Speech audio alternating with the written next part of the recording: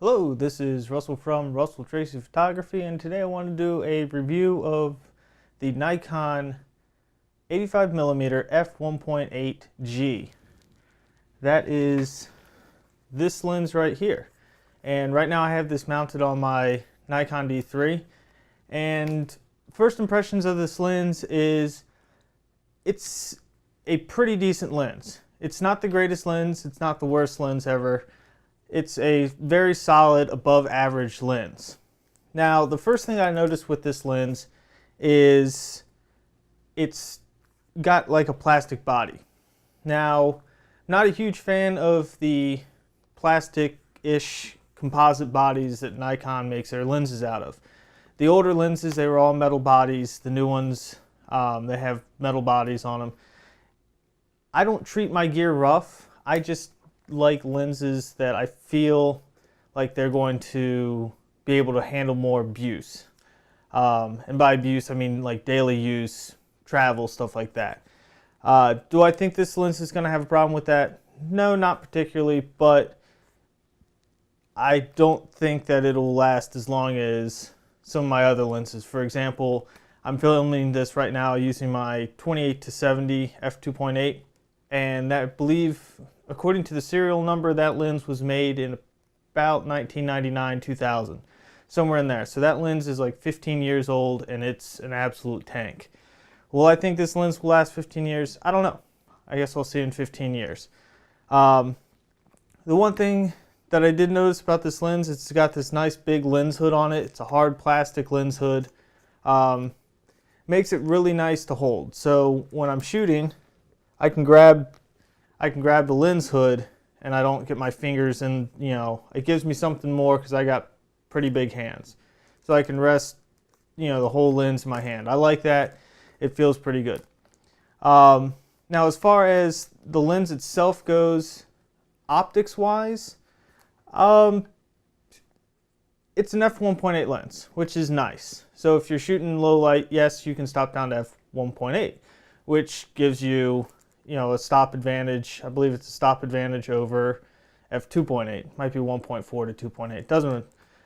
I can't think off the top of my head what it is right now. But it's a 1.8 lens. So it does pretty good in low light. The one thing that I did notice about this lens that I don't like is there's a lot of chromatic aberration, or CA, or whatever you want to call it. I'm going to call it CA from here, at 1.8. And I found that when you're shooting in bright light and stuff like that, like actually good light, there's a lot of CA around the edges of the especially bright subjects. Now, is this a problem? Yes and no.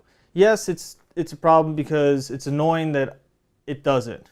No, it's not a problem because it's easily correctable in Lightroom. Just go into Lightroom and you can. I found that in Lightroom the automatic CA reduction doesn't really work. But if you go into the manuals, you select your green and magenta or green and purple fringes, it pretty much eliminates it. So it's more of an annoyance than anything. Now I did notice that around f4 on this lens, it does decrease and it gets very minimal. It's still slightly there, but it's very minimal. I don't really particularly plan to shoot this lens below f2.8, f4 anyway, because this is going to be primarily a portrait lens, and I'll be using flash and stuff like that. So I'm not really too concerned about the CA on this lens. The other thing that I noticed about this lens is it focuses very fast. It is a very fast focusing lens. There's not much in here to move, which is really nice when you're out shooting, because you don't have to worry about finding the focus. It finds it very quick. It locks in. It's solid. As far as the quality goes, the quality is actually really good on this lens. It's a very inexpensive lens. You can get them for under $500 new. I picked this up for like $470 something, brand new. You can get them used for a lot cheaper. But for the price, the lens itself does a very good job with colors and sharpness and edge-to-edge sharpness, and there's very minimal distortion edge-to-edge on this lens on all my cameras. So if you go into Lightroom and you click correct for camera profile or correct camera profile, and a lot of times you'll see your images, they'll be flat and then all of a sudden they'll look like they're curved. Well, it's flattening them out, or it'll look curved and then it'll look flat. Very, very minimal, which I noticed even before I put them into Lightroom. I could see it on the back of the camera that there wasn't a lot of distortion around the edges. Very minimal vignetting, which is nice. I'm not too against vignetting anyway. Sometimes it gives it a nice look to the, if you have a slight lens vignetting. That's just a personal preference. But overall, this lens does a very, very good job for what it is. It's a $500 85mm 1.8 lens. If you don't have one, it's a great lens. It's worth the money to pick it up. Even if you're shooting it at f1.8 and you have to deal with the CA, that's really not that big of a deal. I've got a couple sample images over on my website. If you want to go check them out, I'll have the link down in the description. But overall, this is a solid lens.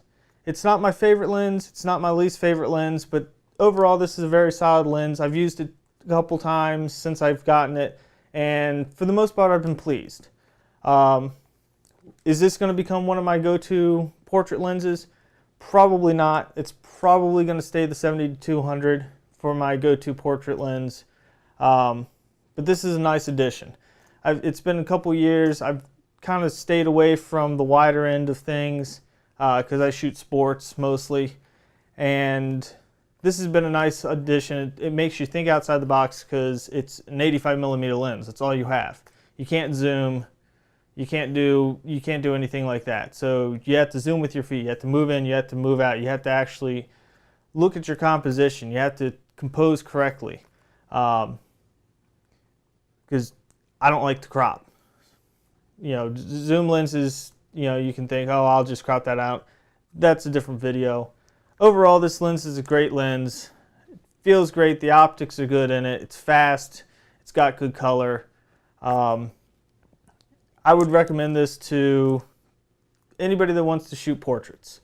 If you shoot portraits, you shoot families, stuff like that, this is a fantastic lens. Final note, I've shot this on the D500 which is a DX body, and my D3. It's obviously a lot nicer to use on the D3 because it's full frame, but I get fantastic results on my D500 and D300 as well. You just have to back up a little bit more, again, because it's a zoom lens. Yeah, that's pretty much it. If you have any comments, questions, anything that you want to see, go ahead and send me a message. My contact info is in the description below, or leave a comment on the page below. If you like this video, go ahead and thumbs up, and don't forget to subscribe to my channel. I'm Russell from Russell Tracy Photography. Have a good day.